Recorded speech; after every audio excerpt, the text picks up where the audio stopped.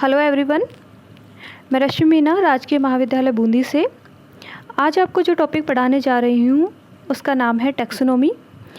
ये जो टॉपिक है बीएससी पार्ट फर्स्ट के पेपर फर्स्ट जिसका नाम है एनिमल डाइवर्सिटी का पार्ट है।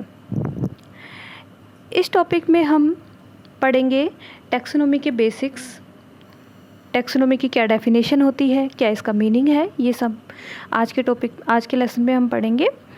तो सबसे पहले हम बात करते हैं इसकी डेफिनेशन की। तो टैक्सोनॉमी को हम हिंदी में वर्गीकी भी कहते हैं। टैक्सोनॉमी विज्ञान की वह शाखा है जिसमें हम वर्गीकरण, नामकरण और इसके सिद्धांतों, नियमों और विधियों का अध्ययन करते हैं।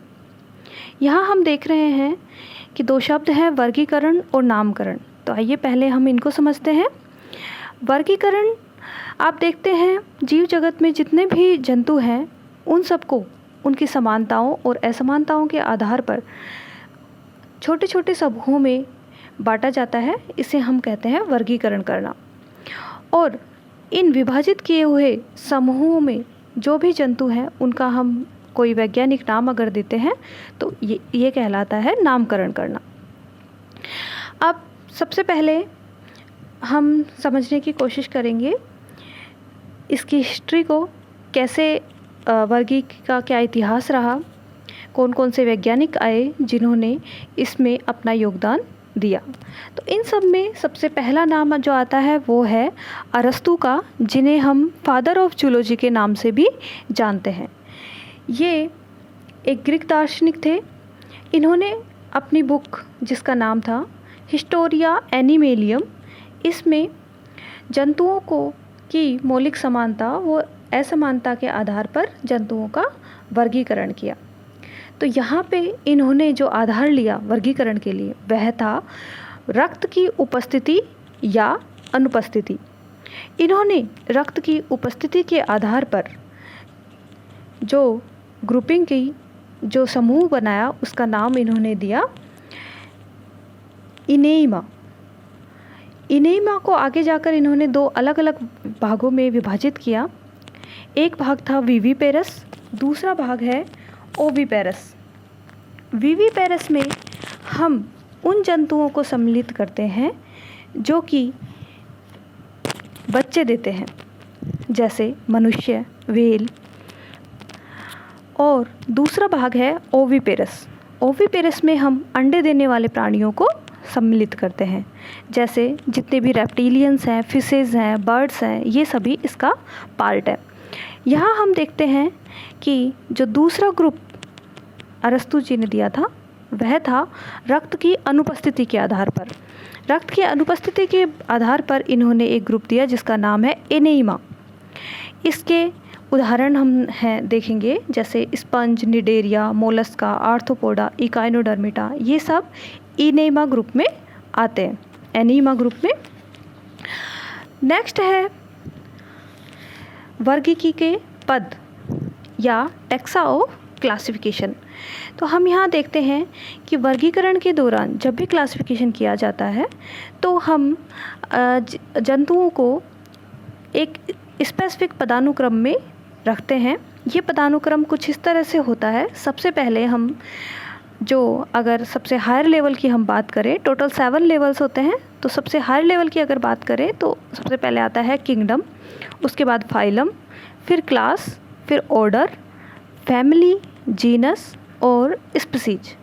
इसको हम एक उदाहरण के साथ में समझ सकते हैं। जैसे हम बात करें अगर मानव के वर्गीकरण की, तो हम इसको कुछ इस तरह से देखेंगे।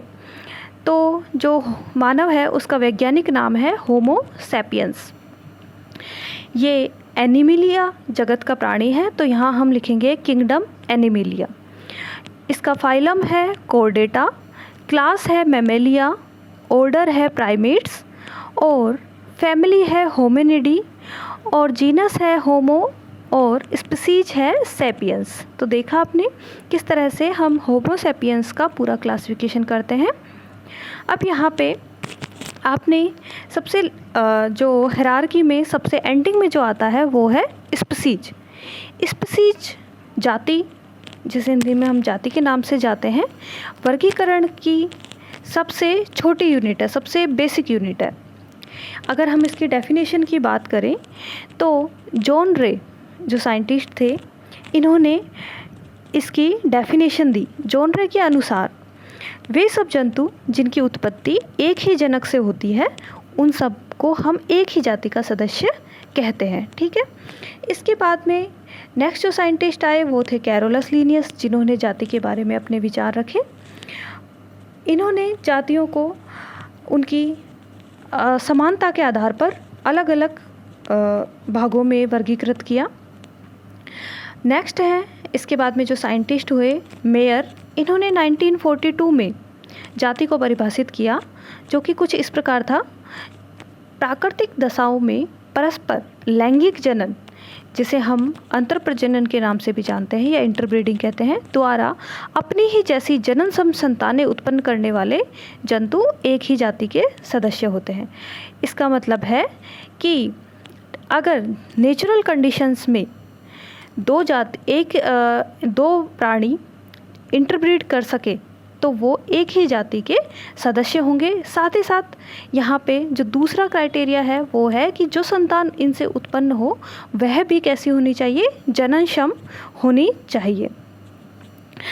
इसके बाद में हम आते हैं, ये तो हुआ जाति की परिभाषा के बारे में। यहाँ पे हमने अभी 3 साइंटिस्ट के बारे में पढ़ा, जॉन रे, कैरोलस लीनियस और थर्ड थे हमारे मेयर।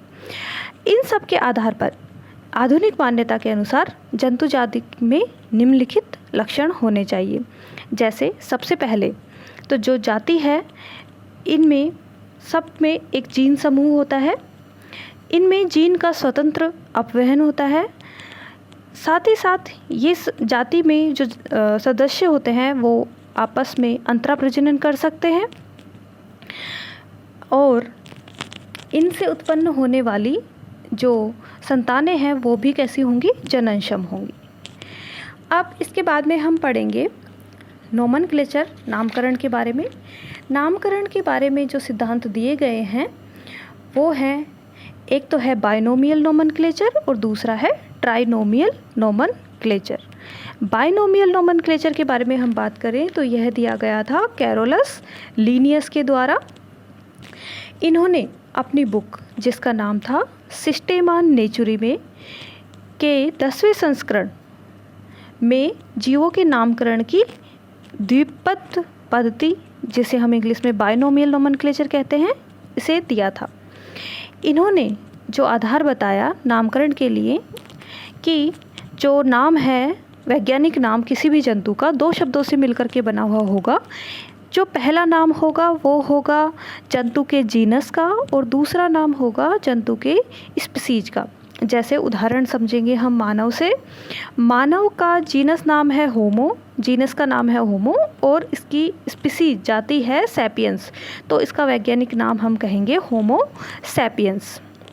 यही हम एक दूसरी पद्धति के बारे में भी जान लेते हैं, जिसे हम जानते हैं ट्राइनोमियल नोमेनक्लेचर, या हिंदी में हम कहते हैं त्रिपद नाम पद्धति।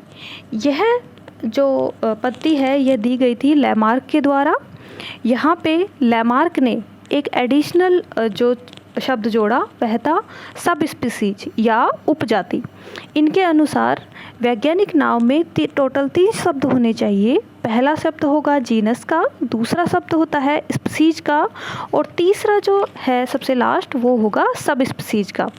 जैसे हम यहाँ पे देखते हैं कि जो क्रो है, क्रो आप सब लोग जानते हैं, उसका वैज्ञानिक नाम इन्होंने दिया है